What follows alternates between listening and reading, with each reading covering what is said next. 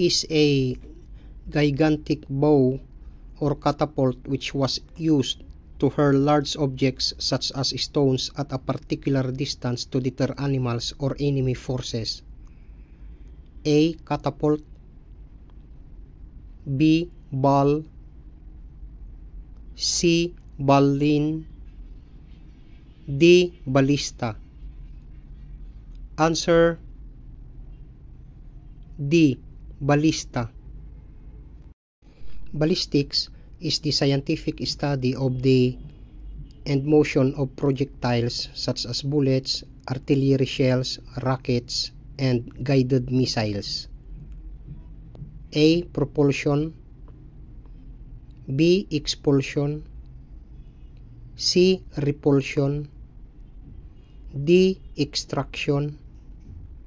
Answer A. Propulsion. The British engineer Benjamin Robbins conducted many experiments in interior ballistics. His findings justly entitled him to be called the A. Father of modern gunnery. B. Father of modern ballistics. C. Father of interior ballistics. D. Father of forensic ballistics. Answer A. Father of modern gunnery. Late in the 18th century, the Anglo-American physicist Benjamin Thompson made the first attempt to measure the pressure generated by gunpowder. The account of his experiments were the most important contribution to A. Exterior ballistics. B. Forensic ballistics. C. Interior ballistics. D. None of this. Answer C. Interior ballistics.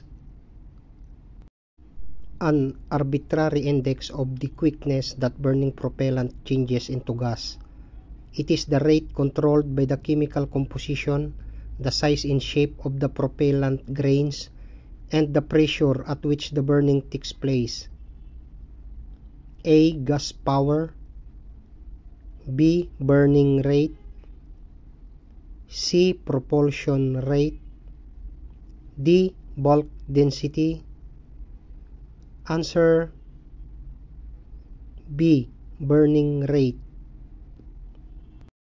It is the equal and opposite reaction of the gun against the forward movement of the bullet during the explosions. A. Residual pressure.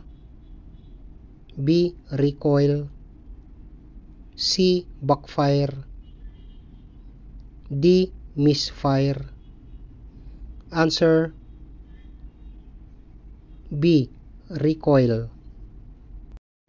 The speed per unit of time of the M16 is 3,300 feet per second. This refers to A. Firepower. B. Velocity. C. Energy. D. All of this. Answer B.